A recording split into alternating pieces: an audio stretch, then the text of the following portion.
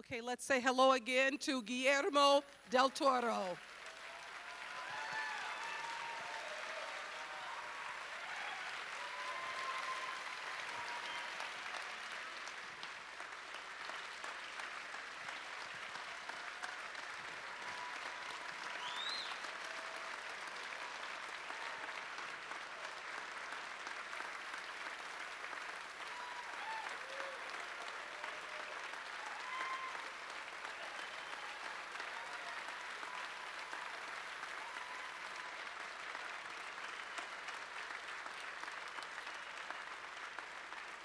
Thank you.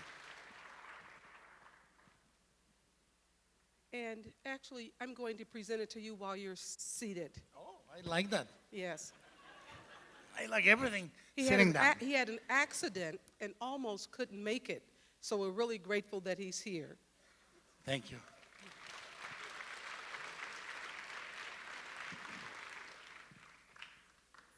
We have a tradition at Ebertfest. We give, I'm gonna get up, man. okay, a golden thumb. And originally it was cast from Rogers, but this, it doesn't look like his thumb. But anyway, this is. Is it bigger?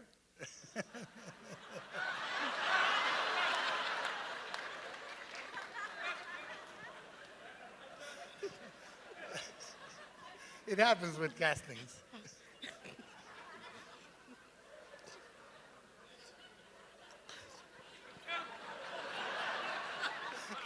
I will just present it. Thank you, darling.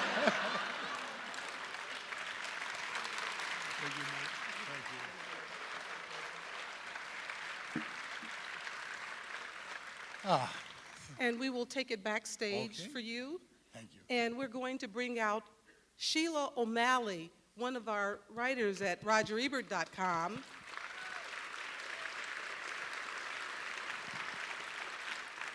And one thing I have to say, we are so fortunate at RogerEbert.com to have a lot of good writers. Some of it is because some newspapers or other outlets went out of business, some just because Roger recognized some of their writings from other places and very early on asked that they do writing for us occasionally, and we were able to do it. Sometimes they write reviews that I fall in love with. I loved Sheila's review of Crimson Peak, and I understand that you thought a lot of it Yes, as well. yes. Anyway, we're going to leave you two to do a Q&A, and later we'll invite the audience to join you. Thank you. Sheila. Thank you so much.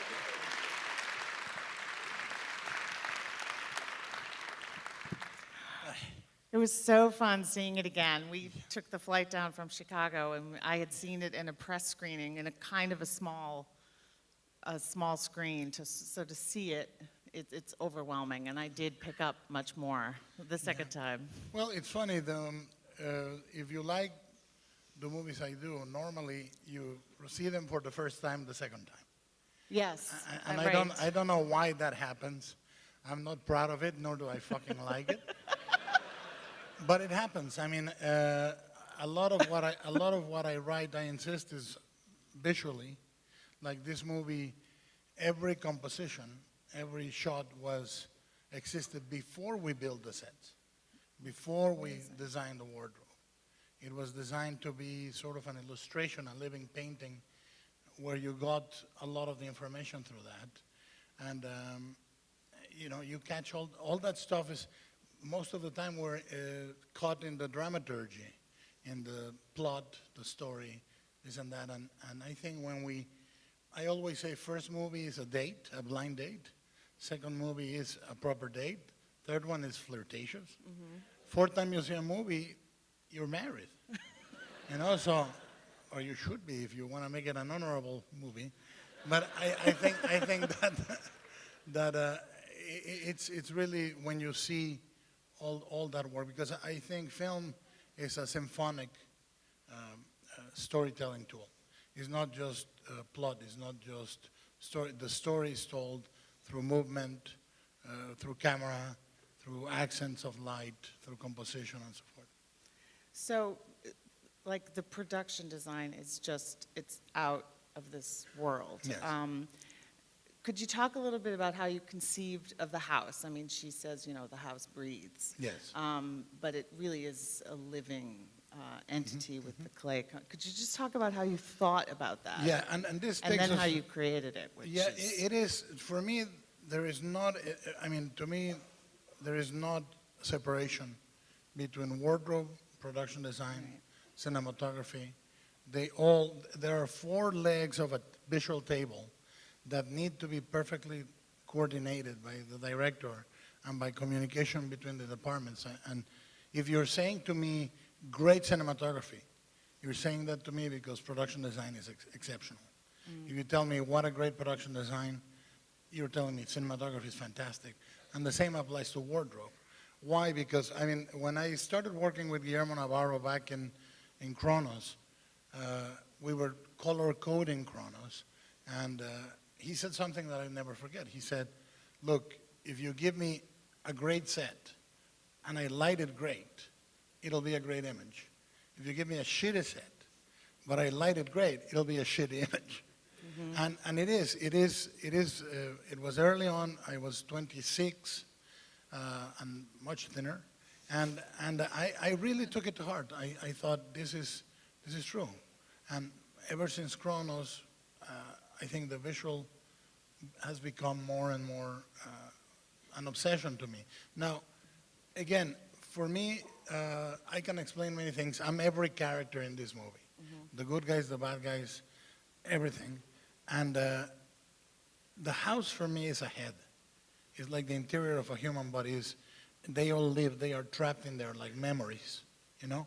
And I wanted the house to be a character, is the introduction of the characters, the mother with that, the portrait. The portrait. Frau Blucher.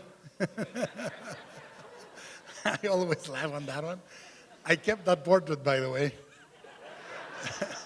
It's you know, the house needed, like we designed the house to have human shapes. If you watch it again, the foyer has a mouth and two eyes. Well, there's the The rib corridor. cage or something. Yeah, the corridor is an empty human silhouette. There are many, many tricks. If you watch it again, on that corridor, we triplicated the pattern on the corridor so it looks a little out of focus without it really being so. We went for storytelling in the way we layered the house. The bottom is Romantic architecture. The library is Gothic, proper Gothic. The ruins probably of an abbey.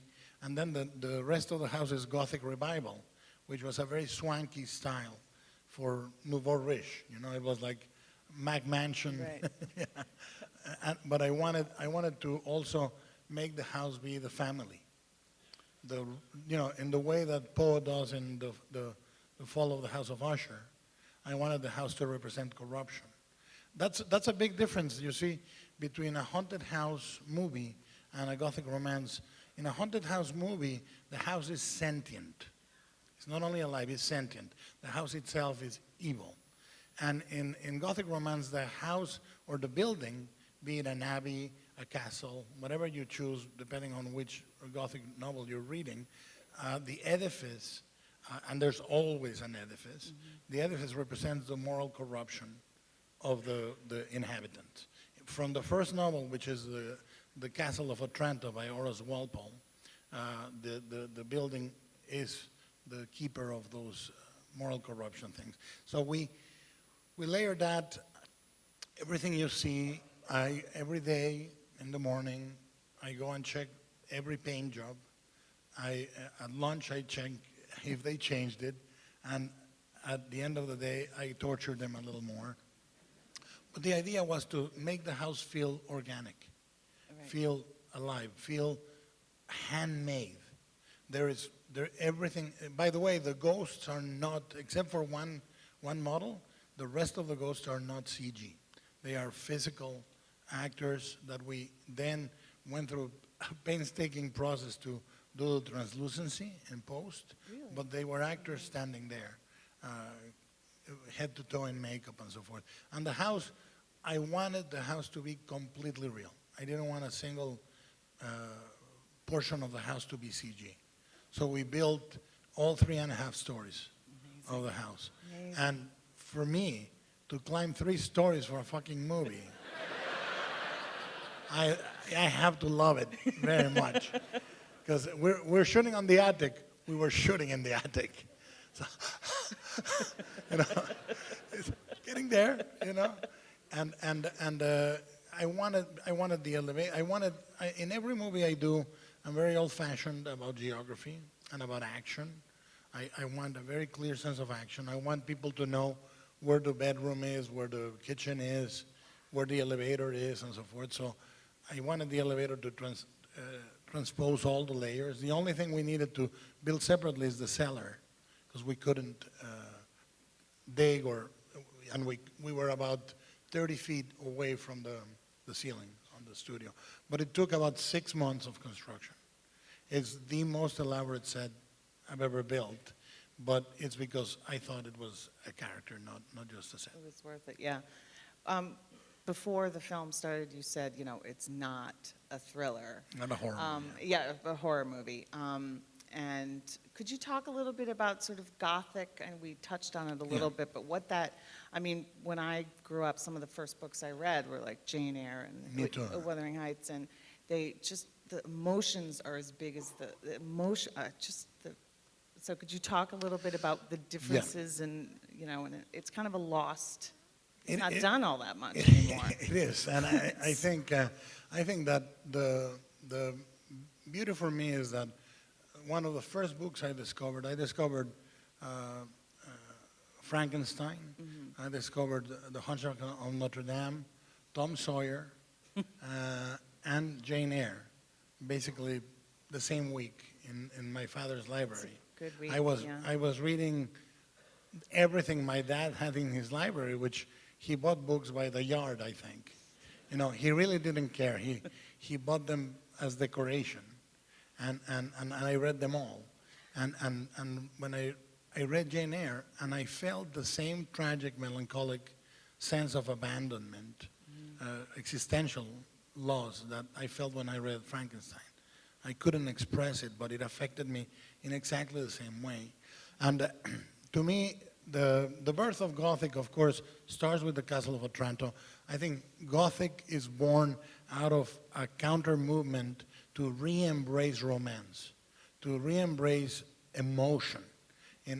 After enthroning the age of reason and enthroning encyclopedic, logical thinking, and you know, only elevated themes in painting and Greek myths and so forth, there is this counter movement that is very ferocious, very punk, actually, to embrace Gothic, and it lasts for centuries. In the apogee of the Gothic, they were novels that were selling incredibly well, like Anne Radcliffe's novels. Right. And Lord Byron, said something about Gothic that pretty much could be attributed to William Castle. You know, he says, if everything else fails, shock them. You know, and it's because they were trying to recuperate a visceral, tragic sense. And in Gothic is, I think, the first time, and certainly in Gothic romance, where any artistic movement actually marries the idea of love and death in a beautiful, poetic way. It's sort of graveyard poetry. It's the first movement, and it connects so strongly that these were incredibly influential novels, to the point that they are satirized, you know, much later by Jane Austen, Right, yeah. Non-Hunger Abbey, in the same way that Cervantes satirizes Don Quixote, satirizes all the knighthood novels, and I think the apex of those novels, Gothic novels, is The Monk by Matthew G. Lewis, which, like the Quixote, comes to symbolize the genre that they were satirizing. Now, Gothic romance, I think, has incredibly beautiful novels as exponent. It is so influential that I think you even find it on Dickens. You certainly find it with the Brontes abundantly, but Jane Austen and so forth. But it degenerates with time. And in the 20th century, it comes to signify a paperback novel at the airport with Fabio in the cover, rescuing a girl from a burning castle or something, you know? But essentially is the heroine with the candelabra, the haunted house, and so forth. What is funny is from the get-go, I wanted to leave the rescuing to the lady. I didn't want the lady to be rescued by fucking Fabio. So awesome. No? Yes. Yeah. It was so great. To the point, She had to save herself. Yes. It was so great. And to the point Yeah. where when I got Charlie Hunnam, I said to him, "You're gonna be playing the damsel in He's distress." the damsel in distress. It was great. And he said, "I'm fine with that," you know, because I wanted first of all, you have Edith that says, "I don't believe in love," but she's never experienced it. Then she falls in love and she finds out that she's feeling the same thing that all those novels that she rejected told her she would feel, which is true in love, by the way. And then at the end, after she knows that Hiddleston's character poisoned her, lied to her, tried to murder her, probably was complicit in the murder of her father, she is now in love with him. And there is my favorite moment in the movie is the final moment between them when she touches his cheek and her hand goes through it, you know, because that's love. That's love with all the defects. You know, normally in the Gothic romance, often in the Gothic romance, or the offshoot Gothic romance like Dragonwyck or Rebecca or this and that, there is this dark Byronian hero, you know, and he's always redeemed or proven innocent of his crimes. I said, no, I want a love story where the guy really is involved in some horrible things, but you still love that person, you know? So, you know, I thought that final moment was important, and it was important to open the way it's going to close. And if you guys paid attention all the way to the credits, I want to show you that she ultimately wrote her book, and it was Crimson Peak. Yes. Yeah. Yeah, but I think that does that answer your question? Yeah, I well, don't know. it seems like I don't remember what the question was now. Apparently, neither But did about I. love, when you were just talking about love, watching it again, I was really struck by how love grew in him. Like Yes. that was something I hadn't really caught on the first time I saw time. it. That he, at some point, it's a very complex, it's Gothic, but it's very complex Yes. view of love. In fact, there's a couple of beautiful moments for me. One of them is when he starts he probably is the first time that he truly likes one of the women that they assassinate, you know. We made the biographies of the characters and work on how involved was him. He was basically a child. You know, he was always overprotected by Lucille, and it happened the first time out of rage, jealousy, and they got the money. So it happened a second time, and so on and so forth. And Lucille always shielded him from it. He was doing his little toys, completely abstracted from it all. That's why I identify with him. But a much thinner version of it. But I think that what is great is there are a couple of moments that I love. The moment he's watching her watch his automaton, this little toy, and he sees her loving it, and he starts really loving her. Up to that point, they haven't even really done anything, you know. And then the second time is when he decides they're going to spend the night in the mailroom, you know, in the little place, and it goes against everything his gut tells him about Lucille. She's going to be angry, blah blah blah, and there's a moment there where she says characters decide their own fate if they change, and you can see him starting to change, and then she says to him, "I gave everything up for you," and he realizes it's true, and you see him if you watch it again, and somebody asked me, why should we love a guy that did those horrible things? I said, because that's fucking life, right?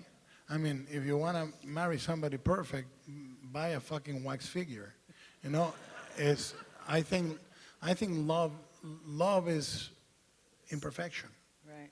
And the acceptance, to stand in front of the person you love with all your imperfections is true love.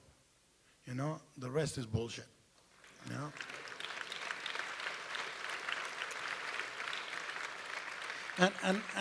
And the love makes a monster. The movie is about love. I know this was what drove me.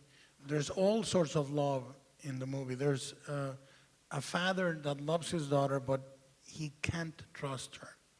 Like in every melodrama, if he had trusted her and said, look, I found out he's married, end of story. But like in every melodrama, he didn't. He didn't know, is she going to do the right thing? So there's the horrible love of the mother and the father of Lucille and Thomas. There's the love of Lucille, which is born of pure despair and horror. All they have is each other. They were left in the cellar, in the attic, alone, you know, and you see it, and even the most twisted, horrible form of love is still love, and I think the beauty of the movie is that it closes with that, and then I was very careful in the shooting, in the writing, in the acting, to not have Edith suddenly fall in love with Michael, you know, at the end, and It's not about that. it's not about that. Having him lean on her, Right. not a romantic ending, not, you know, it's really, it was very important for me. And the fact that it's like these two, really it's the standoff between the women. Yeah.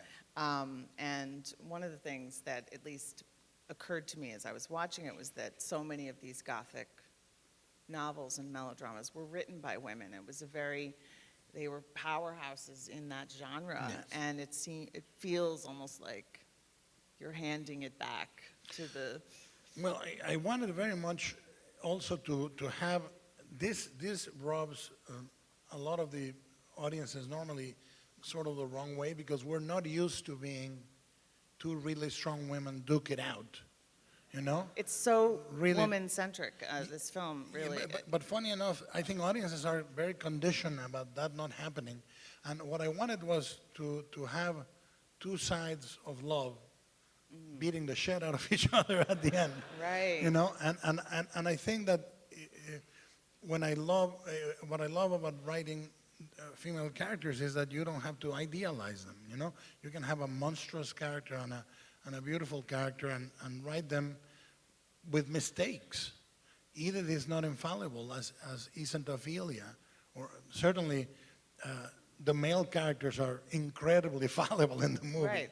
you know? But I think that the second worst form of marginalizing gender-wise is to debase or to put in a pedestal. You know, when you put anyone in a pedestal, you're destroying that.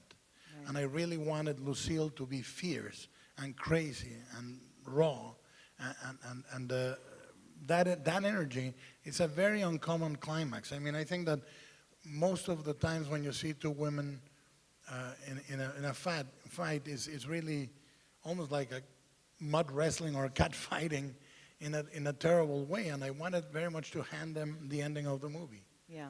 It's theirs, Yeah. you know? Could you talk a little bit about this amazing cast and Yes. all of these incredible actors? Well, you know, the actors, I was very lucky to find exactly the perfect people for the movie. I think Hiddleston, I cannot think anymore of anyone that could have made that character vulnerable the way he did. We got together. The first one to claim on board was Jessica. You know, I basically wanted Jessica to play Lucille from the beginning because I have enormous love and compassion for Lucille. And as soon as they came on board, you know, originally we had cast Benedict Cumberbatch and Emma Stone as Edith and Thomas, but they were very different from what you see.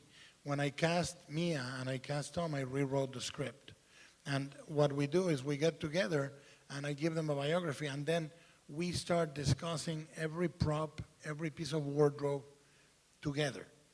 And we say, are we telling the story? You know, we populate little details.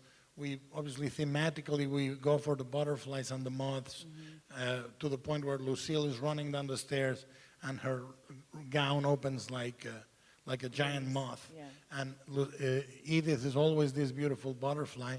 And I wanted very much, one of the themes was, I think beauty and strength together are very important, because we are told socially that you can be either beautiful or strong. And there is I wanted Edith to be seen by Lucille like this little shiny trinket that they bought and they were going to destroy. And we gave her these butterfly wings and so forth. But I talked with the actors and I said, this is why we're doing this. So they become real partners. And then we had a very beautiful shoot, very intense shoot. And it's the only movie I've ever done where when we stopped shooting, I felt that I could keep going. Normally, at the end of the shoot, I'm done. I'm like on the floor, exhausted. I've been at it. This, I could have kept going. I love them, every one of them. I love them.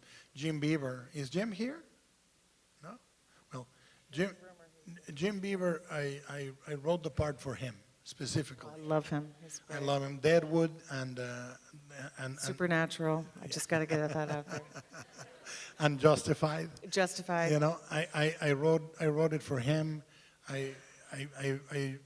There was not a single part in the movie that I didn't have a good time working with, and I think all this work meshes, cinematography, actors, blah blah blah. So it's rated R. Was that Yeah.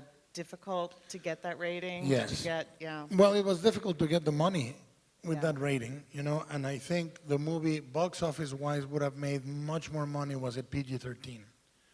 But I think that I wanted, when the Gothic romance, when Gothic was created originally, I told you the quote by Byron, Shockham, and I wanted to have that brutal element to punctuate and counterpoint the beauty of the waltz, which is one of my favorite scenes I've ever shot, you know?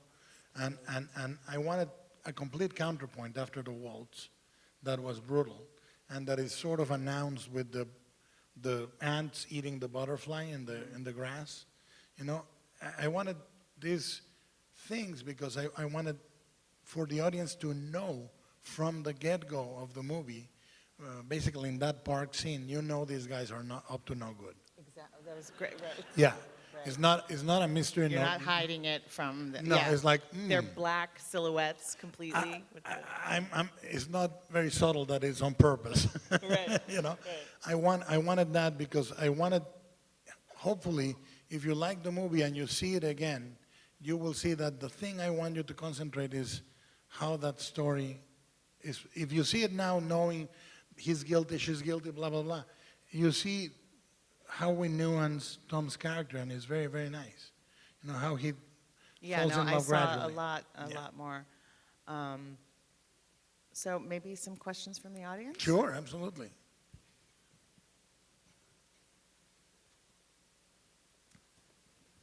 Are there microphones or?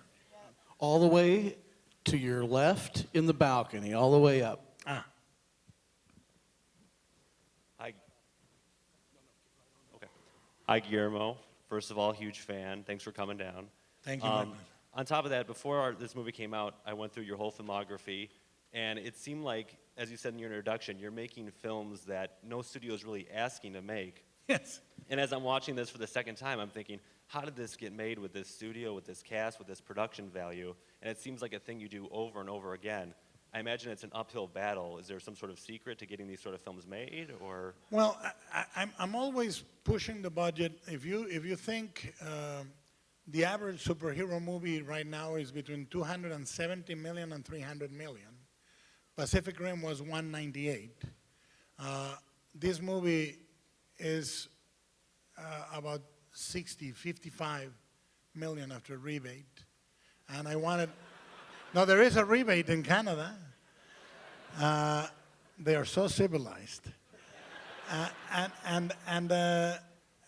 You know, I tried to make it look like it cost 3 times as much. It's extremely difficult. I have written or co-written 23 movies, and I've made only 9.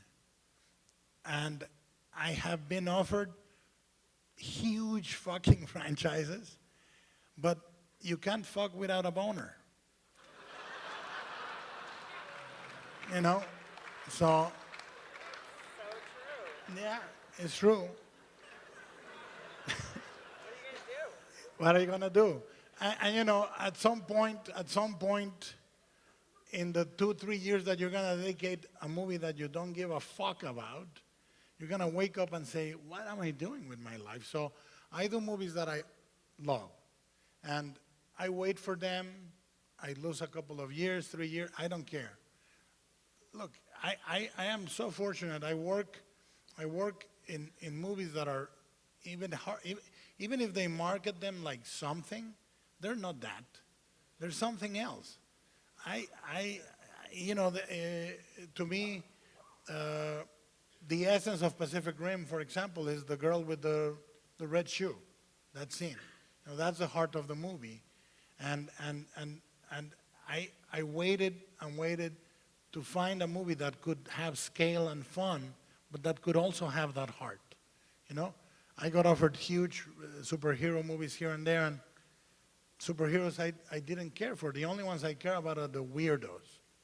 So Justice League Dark at DC, absolutely. I love Demon, I love Etrigan, of course I love Etrigan, I love Swamp Thing, I love Deadman, Constantine. Yeah, because they're fucked up, you know? But also because the way Kirby did Etrigan marked my childhood and so forth. So is it weird? Is it hard? Yes, it is. But at the end of the day, I've been blessed by being able to willingly go back and do smaller movies. You know, the movie I'm preparing right now is much smaller, and I very conscientiously went for it because you need to go. You cannot get used to feeling that if you think your budget was enough at one point, you're fucking up. You should always be 3 times more ambitious than your budget. You know, you should always be barely being made. You know, when we were making Pacific Rim, my producer, Callum Green, we said this is the largest independent movie ever made, because we were counting the cars, the extras, how many we could afford.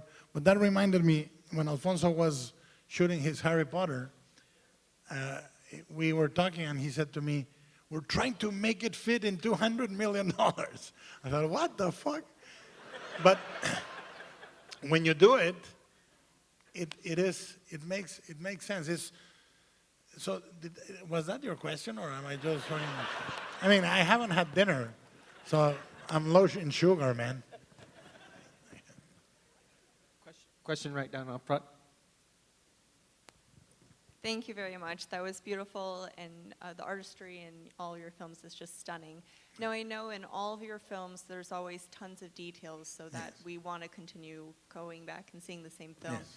One thing that I noticed with this film is that the ghosts were different colors throughout the movie, and I Yes. was wondering if you could talk a little bit about that. Of course, yes.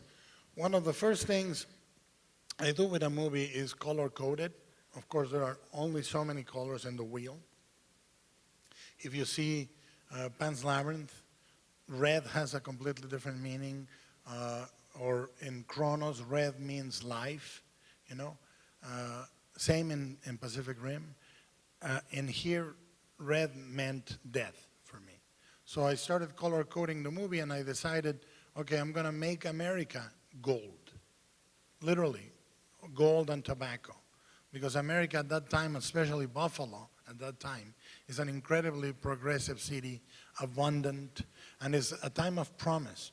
Railroads, steel, huge capital, you know, and then I knew that I wanted the characters that come from the old world dressed in black, like shadows, and in clothes that were 10 years older than the American counterparts.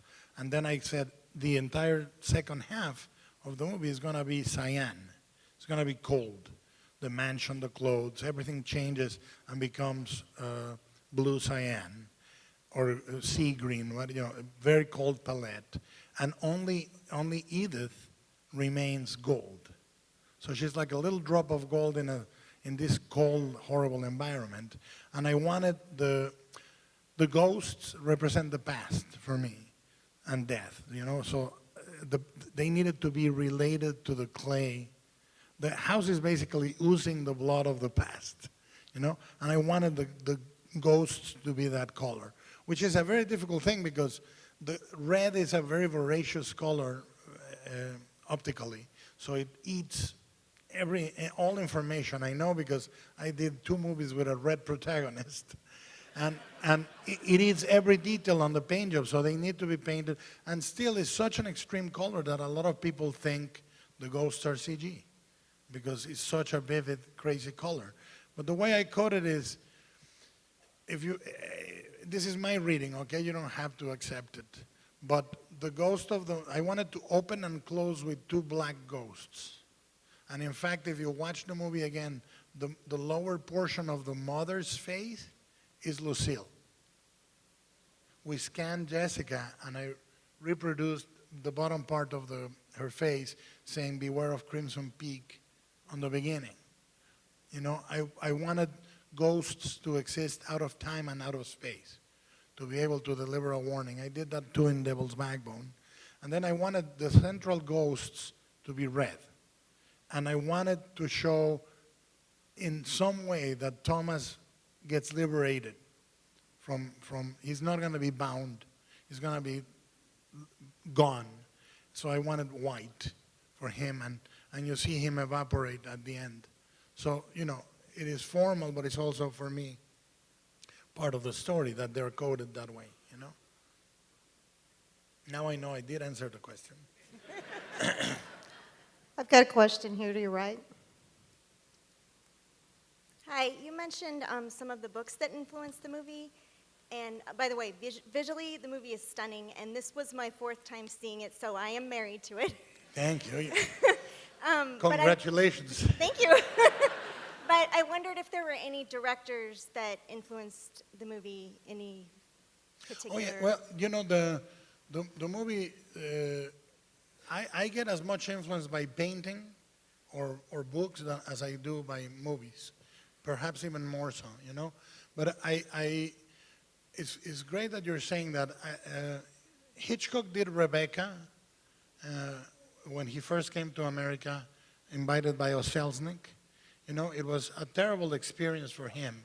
And if you watch his filmography, he kind of does Gothic romance again on suspicion, which most people don't realize. It's almost identical structurally to Rebecca in many ways, except there is not a phantom wife, but is no coincidence that Joan Fontaine is Jane Eyre, and she's playing the main character in Rebecca and in Suspicion and so forth. And then Hitchcock does it again in a really modern way with Notorious. Part of the Gothic romance movies and all that, there are certain objects and things that are recurrent. There is a thing at the end of every Gothic romance that is called a conflagration, The building gets destroyed, it sinks to the ground, it burns, blah, blah, blah. In Rebecca, it burns. Jane Eyre. In Crimson, I wanted the ending to be, the conflagration, I wanted it to be Lucille. I wanted Lucille to be the conflagration. But I think I was very influenced by, I wanted to do camera work in this movie that was very, very old-fashioned. Very elegant cranes and sweeping camera moves and so forth. So Hitchcock was a big influence for me on the camera moves. It's a guy I studied all my life. I wrote a book about him when I was 23. I teach Hitchcock classes in Toronto every summer if I can. And he was a big influence for me. But the movie is very curiously more influenced by books and paintings in a way. The ending, when she is in Lucille's room, it literally could be a painting. We texture the walls and everything is color coded within an inch of its life, you know. And again, if you watch the movie, we open and close in a white limbo. And that is very important you can divide the movie in 3 passages: white limbo, golden America, cyan for the old world, and then back to white. Because it's important visually to also color code that circle, you know? And the decision to make the movie so opulent is because Gothic romance is very overripe, and I didn't want to avoid that. I don't want to deconstruct any genre I love. I have no interest in that. I want to reconstruct every genre I love. If you see all my movies, I am the most unironic motherfucker you'll ever meet. Completely unironic. I don't want to apologize for what I love, and I don't want to apologize for genres that people think are beneath them. Fuck them, you know. I think that it's really important that I love. Thank you. You like it when I say fuck it. I notice. It's truly important for me. It's very hard for me to tell people, explain this. People confuse what I like with what I do. I love horror, but I'm not interested that much as director. As producer, I am. As director, I'm not as interested in the mechanics of horror as the form of it and the fairy tale power, primal power of horror. And I'm very interested in reconstructing it. There are 2 painters in pop that I love, Andy Warhol and Lichtenstein. And even when Lichtenstein was trying to be ironic, I think that what they do is they force us to look at things that are considered mundane in a new way by recoloring them, blowing them up, blah, blah, blah. That's what I try to do. You know, that's what I try to do with the movies I do. I try to get things that are normally seen as a lower genre and try to put all the work that it would be if I was shooting the story of Ruth or the 10 Commandments or whatever, you know. And I think that, but at the same time, I don't want to deny their essence. I don't want to deconstruct. So it needed to be that opulent to have a line like "Love makes monsters of us all," or the scene with the porridge, which is my favorite fucking scene. It's so aggressive, yeah. And that scene was Mia was losing it on that scene because it was very aggressive. Jessica was. I wouldn't want to be fed porridge by Jessica. It was very aggressive, but it was that. It was that.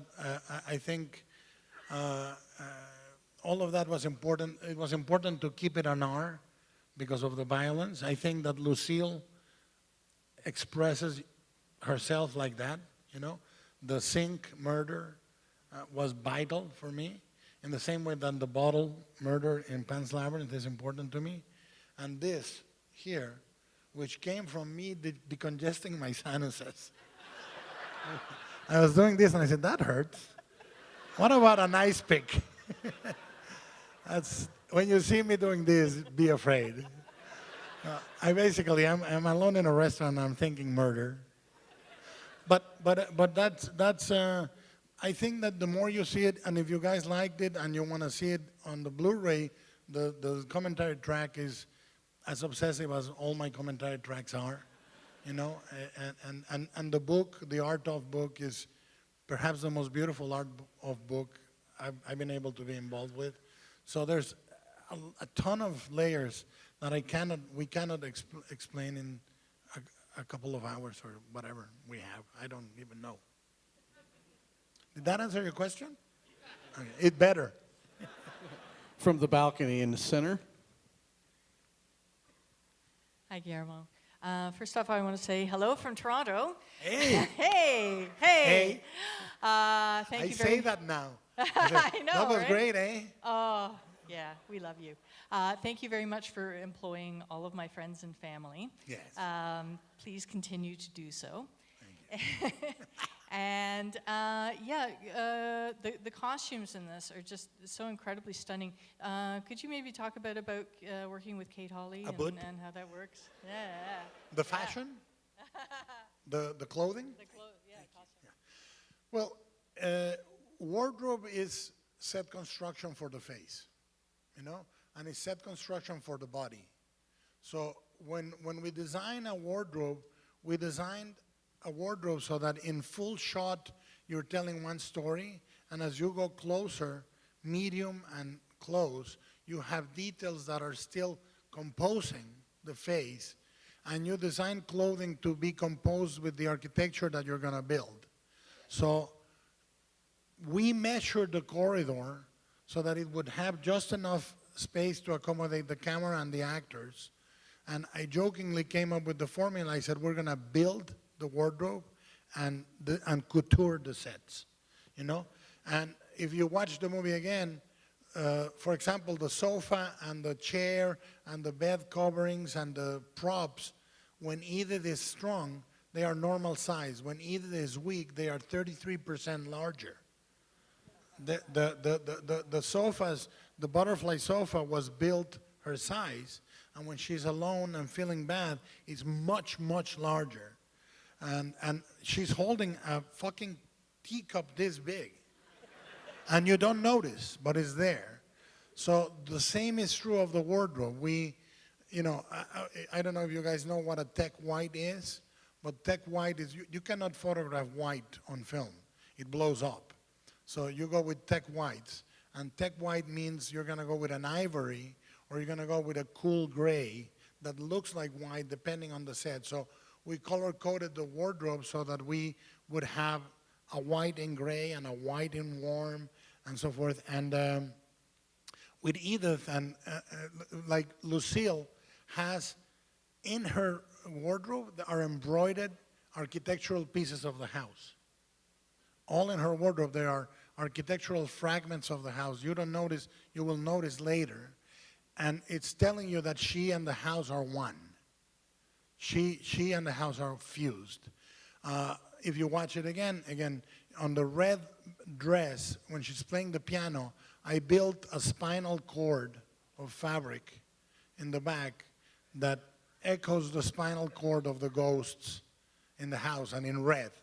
The only character to wear red in the entire movie is Lucille.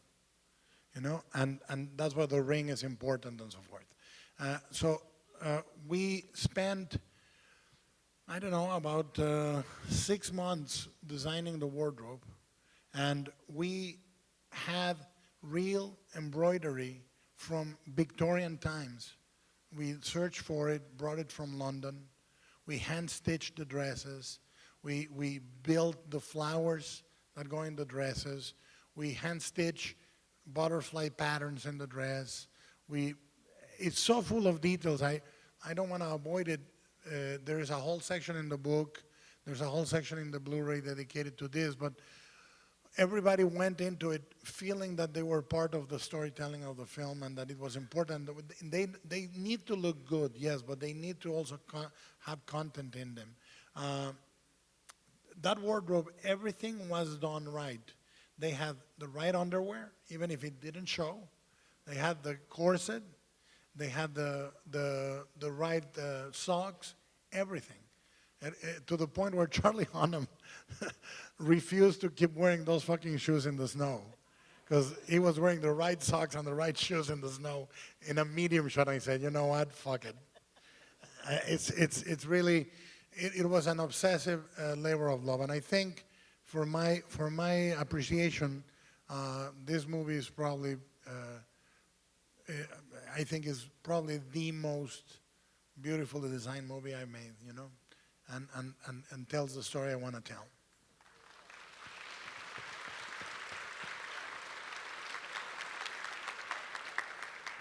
To your left, just under the balcony.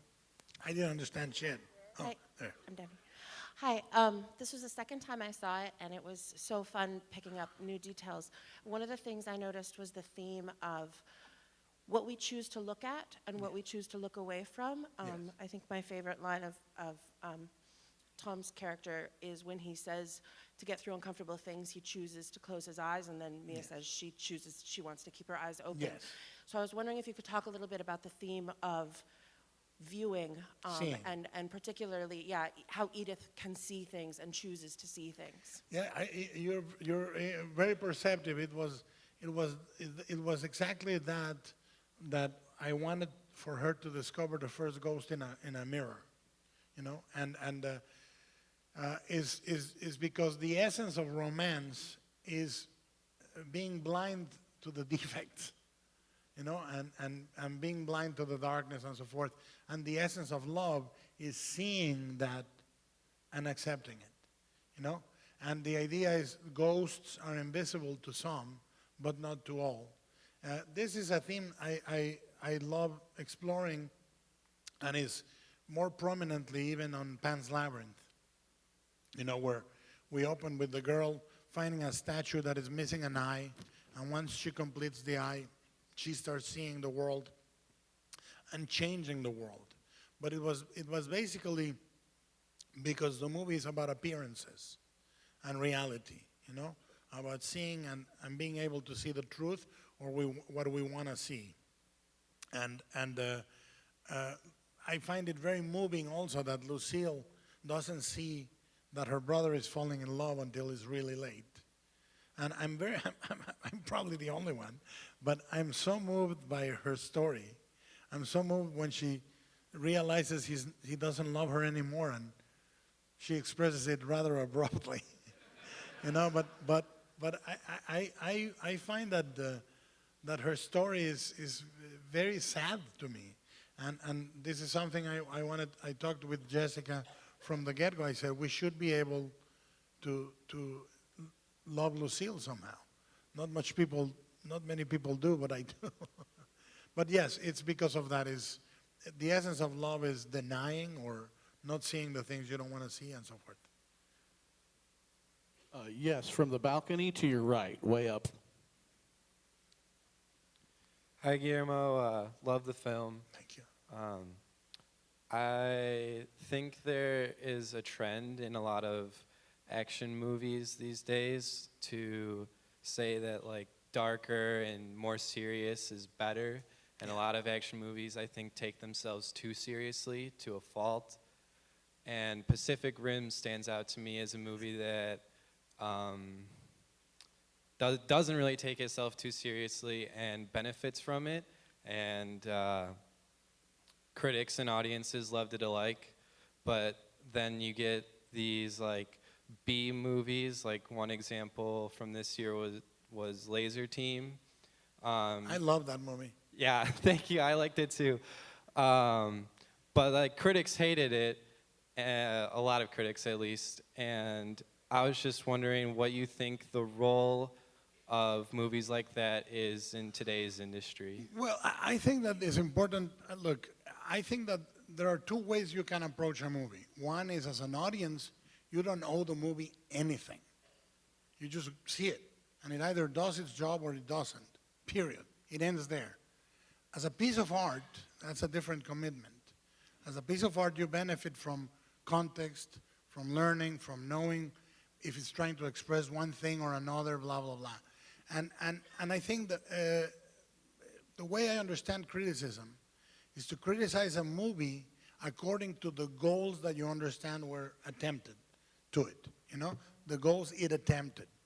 And I think that, again, the amount of visual storytelling that we layered in Pacific Rim was enormous. It's incredibly elaborate what we did with the designs of the robots, the layering of the details on them, blah, blah, blah. But at the end of the day,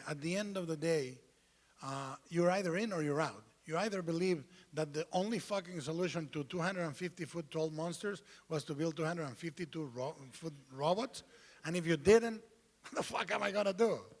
You know, take you to dinner? You know, it's like, it is what it is, and it is what it is.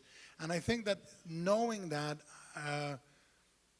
it has to be a validation of the director's intent. I don't think there is only one route to do movies.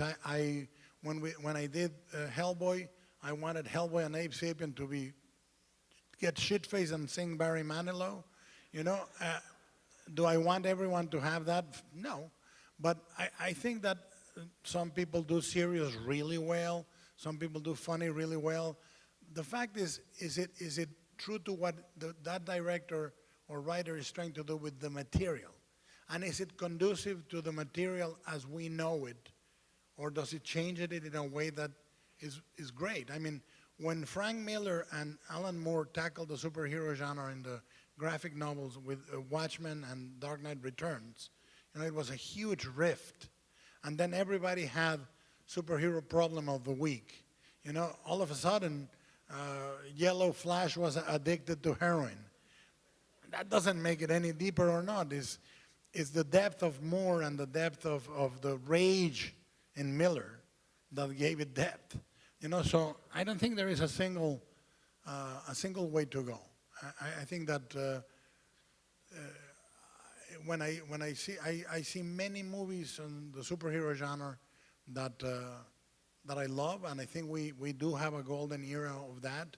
But others, you know, what are you going to do? There's some people like them one way and another. There's only failure of intent. You know, if it succeeds in doing what it wanted to do, that's the rate of success for me.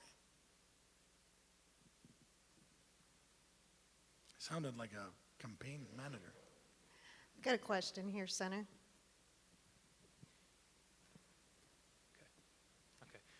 Hi. I have to say that it's a dream come true to see this film again with you here at my first Ebertfest. So thank you very much.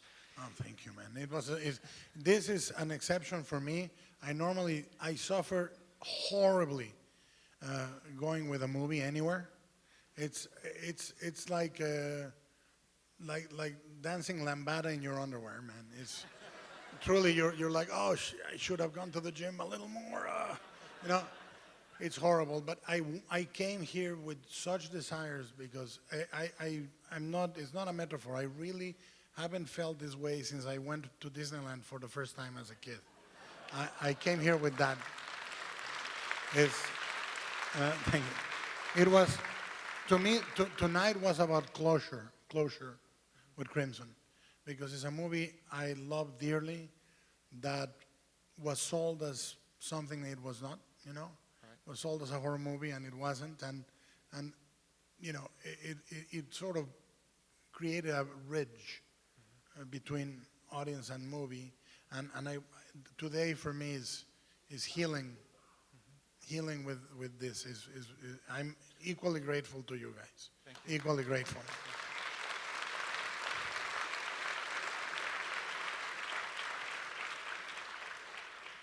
I had been really moved by a scene on the Blu-ray, deleted scene of Lucille alone in the house at her piano, looking up at a portrait of her mother while Thomas and Edith are at the depot. And looking at the film again, it struck me that Lucille really doesn't exist on screen on her own.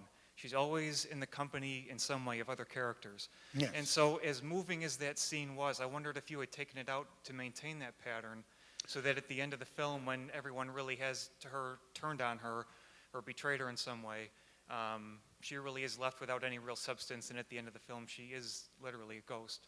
Yeah, well, the idea for me was that that scene came out of nowhere. We were shooting, and we said, oh, it would be a great idea to do this. We made the time, we shot it at the end of the day, and the afterthought was exactly what you're saying. When we were looking at it in the editing room, we said this is completely out of character because we need to know about Lucille either through Edith or through Thomas. If we go, it really, for me, it threw her out of balance. You know, I think it was very important that it remained only through the point of view of somebody else, you know? And it was very jarring. Everything I took out, I don't regret. There's one scene that I wish I had shot better. That was a good scene.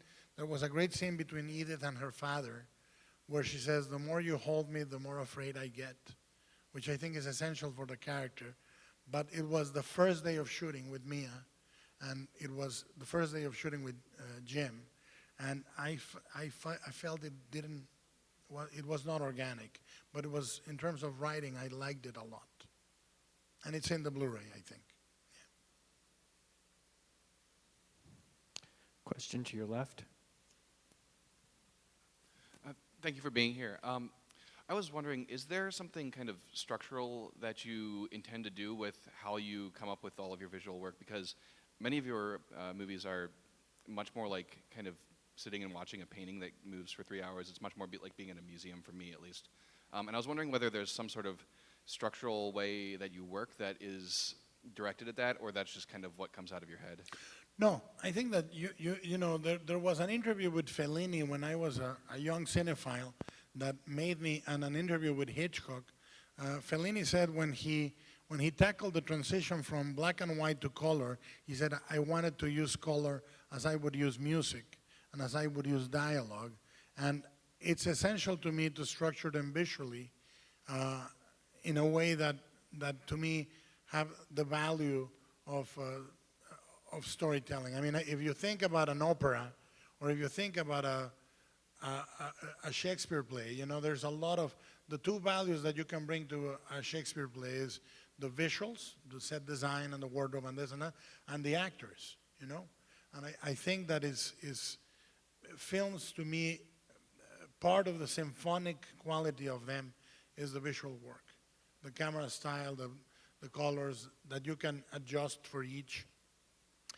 In this movie, I wanted to have a very controlled palette for what I discussed, but is built up structurally. And in fact, the movie, the stylization of the movie is gradual, so that we can end going to the house, you know? Little by little, I introduce more complex sets and this and that, and more exaggerated sleeves and wardrobe details, so we can end up in the wardrobe in the house, with the house and so forth. There's a visual escalation to the construction of that.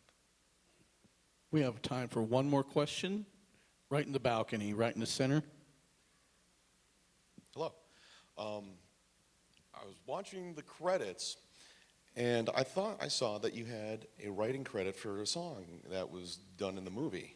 Yes. Do you often do music for the movies as well as everything else? What happened is, every movie I do, in some oblique, screwed up way, is autobiographical. Believe me, I haven't killed anyone. But the song she sings to him is a rephrasing of a song my dad used to sing to us when we were kids, a lullaby, to put us to sleep, you know? And I wanted to have a couple of the phrases of that lullaby somewhat make it into the song. And they, for whatever legal reasons, they need to say that.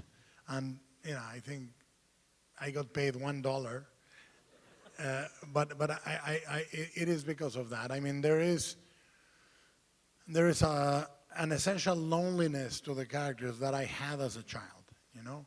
And part of that was, for me, important that that lullaby was a lullaby that was connected to me in a way. I mean, I can tell you every movie from Pacific Rim to Kronos to Devil's Backbone, Panzer, I can tell you a lot of details that come from me, you know. And I have not ridden a giant robot, or I'm not the spawn of Satan that I know, but they are all there.